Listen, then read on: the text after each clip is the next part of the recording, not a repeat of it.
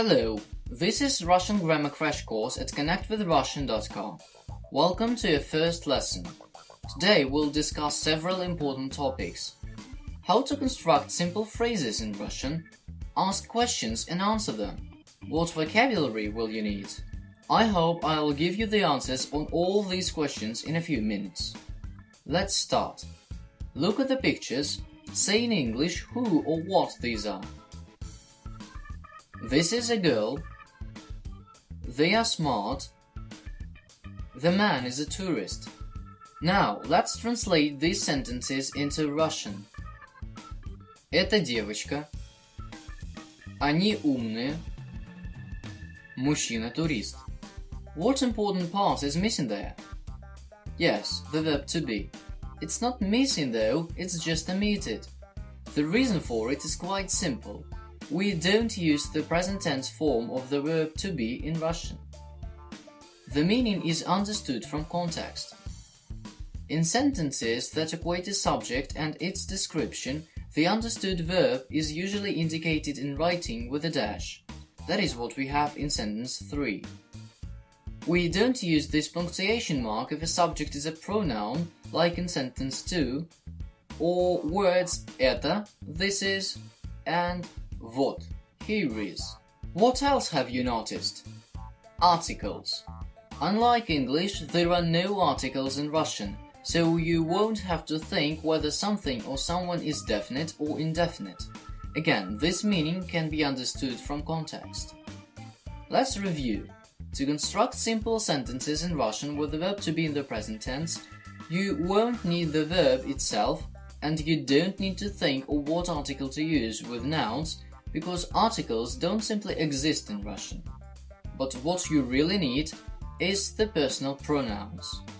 Let's list them. Я, I, мы, we, ты, you singular, вы, you plural, он, he, она, she, оно, it, они, they.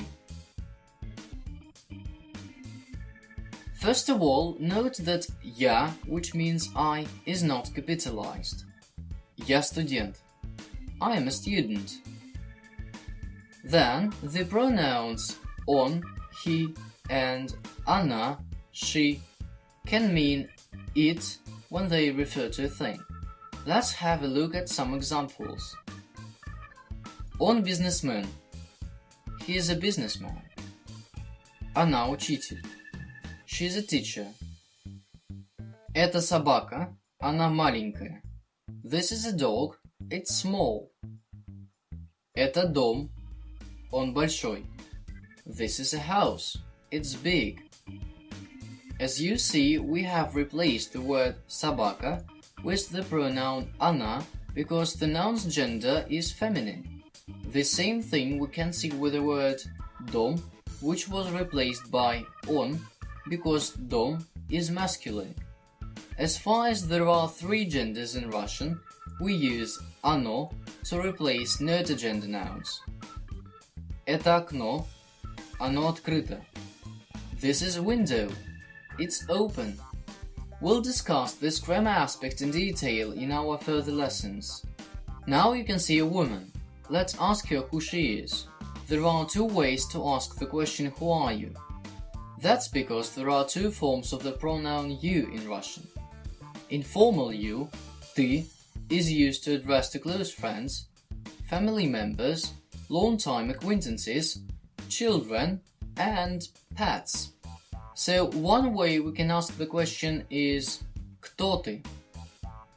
Formal you, вы, is used when one is talking to adults, people met for the first time, or the ones you don't know well. Using вы, you can show respect to an older person, a colleague, or a superior. If you're in doubt what pronoun to use, it's better to use вы. Try not to use ты with adults unless somebody addresses you that way first. And always use ты when you speak to children. So another way of asking who are you will be кто вы. Вы also means you in the plural form. It's always used when talking to two or more people regardless of their age, status or relationship to you. And in this case, you don't capitalize the pronoun. Что вы делаете? What are you doing? Let's answer the question. Мы играем. We are playing. А что они делают? And what are they doing? Мы не знаем. We don't know. As you see, the Russian equivalent of not is the particle не. It always precedes the part of the sentence it's negating. Я студент. Я не студент. Она учитель. Она не учитель. Мы играем. Мы не играем. The last thing I'd like to discuss today is questions. Let's have a look at some patterns you can use in your speech. Ты учитель? Are you a teacher? This is a general question. There are no additional question words here. Note the word order. It doesn't differ from the sentence. The difference is just in my intonation. To answer such a question positively, you can just say yes. Да. Ты учитель? Да. Она студент? Да. Они играют? Да. If you want to reply negatively, use нет and explain why. Ты учитель? Нет, я бизнесмен. No, I'm a businessman. Она студент? Нет, она учится в школе. No, she studies at school. Они играют? Нет, они спят.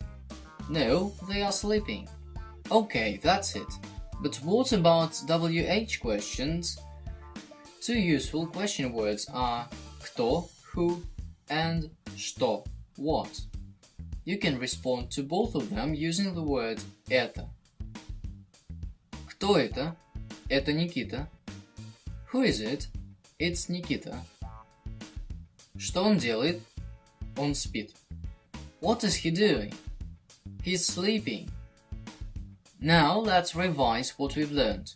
Have a look at the sentence. How do you think what pronoun is omitted here? Мама, ты не знаешь, где мои ключи? Let's answer positively. What will we say? Да, знаю. Now let's say where they are. I omitted the correct pronoun again.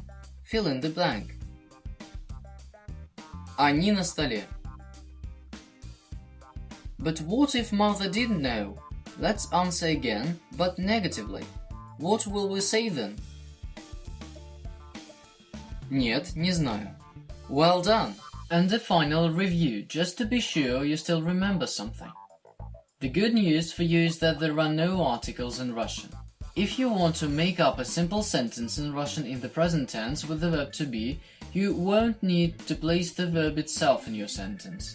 If your subject is a noun, you should use a dash instead of the verb. The personal pronouns in Russian are as follows. Я, мы, ты, вы, он, она, оно, они. In order to make a simple negation, just put не in front of the word you're negating.